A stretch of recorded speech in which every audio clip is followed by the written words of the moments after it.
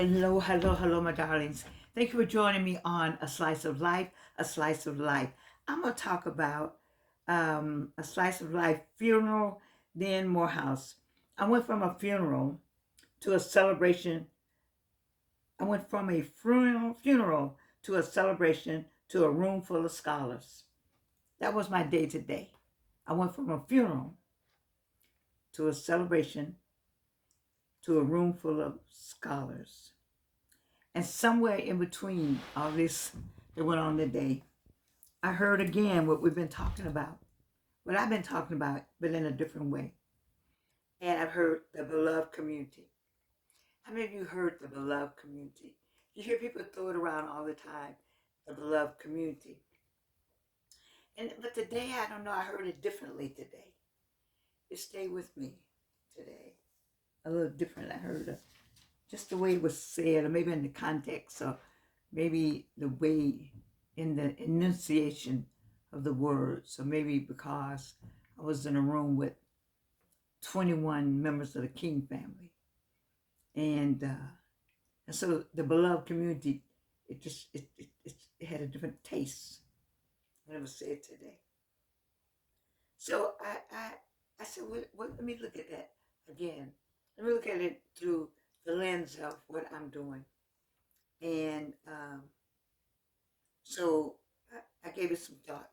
And I thought about what my day was all about, and what that beloved community, what was my day all about. So I started the day honoring life. My good friend, uh, May Ellen Wade McQueen, had her funeral this morning, a celebration of life. And then I witnessed Legacy with her children and over in Morehouse today. And then I saw transitions all day, just transitions. I have notes here, When I get on some of this, I need to just write it down. So that's how transitions. And I realized that we're living in a time where community feels fractured. See, that's the word. That is a key word. And we're living in a time when community feels fractured. Think about it. Think about your community. Think about the community you came from. Think about the community your parents came from. So go back in time just a little bit and think about a fractured community. So Dr. Martin Luther King Jr. did not just dream, he described something specific. Because he had a dream, but in these words that he used, that he borrowed, that sound that are coming from him had a better, we connect with it better coming from him. The beloved community. He described something specific when he said that. The beloved community. People use it all the time, but do they understand what is involved in the beloved community? So being Dr. King, it would be justice, of course. That would be first and primary. It would be economic equity, which we have not had in many of our communities. In the beginnings of our communities, and communities still there's a economic equity difference there. Love in action. Well, we saw what happened this weekend in Atlanta, but in many places across America. Love doesn't carry a gun. Love doesn't shoot up a neighborhood. Love doesn't fight, kill, and steal. But love in action is what he was talking about. Nonviolence, but that was the premise for what we did when we joined up with him in 1960. And people seeing each other as human in the movie, the award-winning movie Foot Soldiers, the class of 1964. I have something in there my daughter and I put in the movie. We thought we were human because it is the human race. It's not an ethnic race name, because it would be different if one race, and that color, this ethnicity had different body parts, and the body parts operated differently. They were able to do something with the body parts that nobody else could do. But with the human race, the humans do the same thing regardless of race, creed, color, what education background. There's some things you're going to do. You got to eat, you're going to urinate, you're going to defecate, blood is going to run, you're going to have teeth.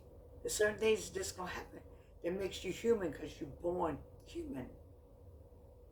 And so when he talked about the beloved community, people need to see each other as human, and that was the problem. We were never seen as human.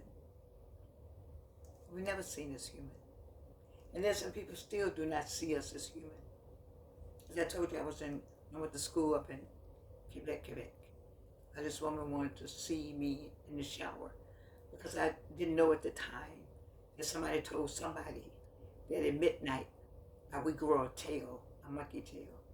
I guess she wanted to see if my tail was going to be growing out of my butt, out of my back. Anyway, it was not just spiritual what he said, but it was structural. If you look at the tenets, the list that I've given you, the beloved community, then I said justice, economic equity, love and action, nonviolence, people seeing each other as human. That's a structure there. And so that's structural. It's spiritual, but it's structural. So when you start talking about the beloved community, you got to talk about the tenets of that. What makes a beloved community? Because he constructed it just in his philosophy. He had the philosophy and what he was all about, Dr. King, I'm saying. So he was all about justice, economic equity, love and action, nonviolence, and people seeing you as a human. He was about all of those things. So if he was about all those things, then we could take them and overlap them, put them in a bundle, because that would be what the foundation of a beloved community would be about. And so there's a structure there. It is spiritual, because when you use it and float it around in Atlanta, and everybody says it, and they throw it out, so it sounds good. It has a good ring to it. But let's talk about the structural as opposed to the spiritual side. And so Dr. King was not just preaching as me, as someone who works with, who lived here, where'd they go? Thomas Leadership Nexus, as we work on developing, and I have developed planning strategy for planners. Then, when he talks about the beloved community, and it has structure to it, ergo, we're talking about planning. So the beloved community spiritually and the beloved community structurally equals the planning, because this beloved community he's talking about, it needs to be planned. The past beloved communities have been erased through a number, we all know about the erasure processes. But let's talk about the planning. These are planning terms. We're in planning time, structure. Let's because I want us to look at the beloved community in a different light. And somewhere along the way, we stopped building what he described. But we didn't stop building what he described. The beloved community was decimated by laws and zoning laws and what you call those, uncoded law, coding, and racism and systemic racism. That's how the beloved community, in many cases, didn't got erased. Somebody decided that there was a good way to separate us, divide us, and make sure we didn't thrive, is to let's put up a great highway system. And all the highways went through black communities. Destruction, destroy wealth. Generational wealth was just decimated. So this is where it hit to me. We talk about community, but we don't plan for it. And that's who lived here, where'd they go? You can go to my site, understand what I'm saying. Who lived here? Where'd they go? You know, we don't plan, but we're planning. We're working on planning because we had neighborhoods erased, communities displaced, and history forgotten. That's everywhere. Neighborhoods erased. We know that. Communities displaced and history forgotten. Neighborhoods erased. Communities displaced. And history just forgotten. I heard somebody the other day say, how could Columbus discover America? How could Columbus discover anything when he got there? People were going, hey, so you can't say you discovered something. That means you need to be vacant, nobody there. What you did was you ran into some people who were already there. I digress. So my work, Who Lived Here, Where to Go, is not just about the past. It's about restoring the conditions of the beloved community. That's what I heard today. It just kind of, it got me. And that's what we're talking about. But restoring the conditions. How do we restore those conditions? Well, we got a lot of ways. If you remove people, erase memory, and displace culture, you cannot call that a community. Let me say that again. If you remove people, which we've been doing, we figured out a way to remove people. All kind of laws. Just remove entire communities. Like the president is saying he just want to drop a bomb and clean all the people out.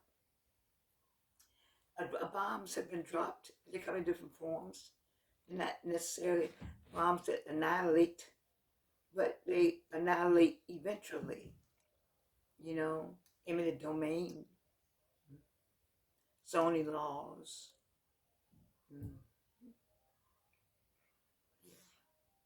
highway systems.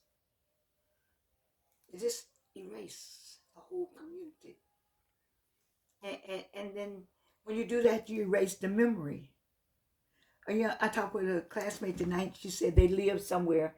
When they moved somewhere, all the people who moved out of the area, they don't know where they went. And then they started finding each other. And she had an event at her home and invited all the people who used to live on that block. And they were so happy to be there. They were happy to see each other. You know, back in the day, maybe you had block parties and people knew one another. Children grew up knowing people on different porches and different windows and different stoops. And now that it's been gone, all that's been gone. We don't have that anymore. It doesn't look good. It's blighted.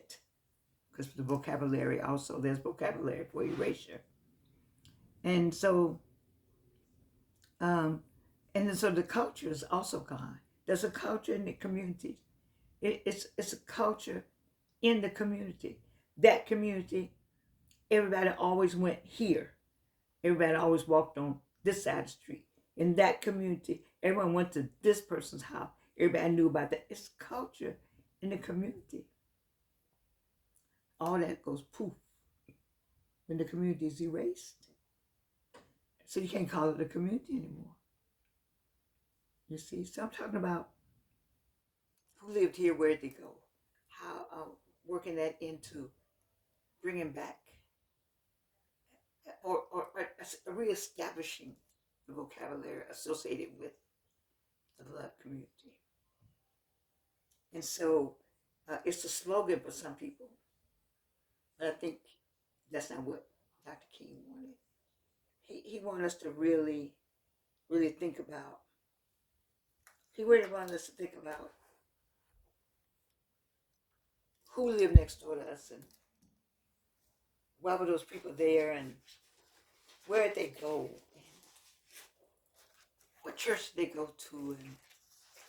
And I think I'll go ahead and get me started. I like, if you go to my site, you'll prophetess Sharon White, Spelmanite, and no, she ain't gonna spell it.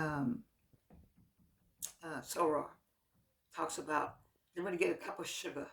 You know, you could go get a cup of sugar from somebody's house. Cup of sugar. Let me have a little piece, a little bit of flour, because I can't make it to the store right now. See that? That's the beloved community. I think that Dr. King was talking about. So as I close this out today, it was a beautiful day. I'm having this flower on for my friend who was Dr. Monique Earl Lewis. She was inducted in the College of Ministries and Laity, had the induction ceremony at Morehouse today. Oh my. She and Clarissa Myrick Harris White, the two people I know, and my daughter's in the 9th District, the Bishop McAllister, who and junior and senior, and then a number of people you may hear about them, and of course, she is not a minister, Dr. Monique, but she was inducted in the second part of it, which is the 2026 um, Collegium Scholars, Collegium of Scholars.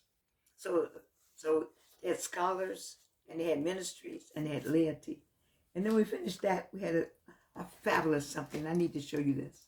The retirement of the eminent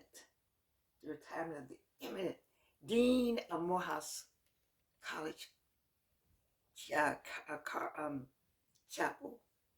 honoring the Reverend Dean Lawrence Edward Carter Jr. This was a grand and fabulous event. I wish you the best, Dean Carter. You've been the best. You are the best. You've been the best. I don't know who's going to follow in your footsteps, but you know what? God bless them, because you laid a foundation when you joined them some 45 or 50 years ago. We celebrate with you as we celebrate the beloved community, as we celebrate the culture of Black culture, as we celebrate history and historical foundation of what who lived here and where they go. I hope you will remain diligent on your journey. You know, I thank you, Dr. Monique Earl Lewis, for sharing this with me today. And congratulations to all of you who were inducted. My. What a fabulous group of intellectuals and people who love the Lord and love to offer their service, their servant leaders. God, I love you. And you can't do anything about it.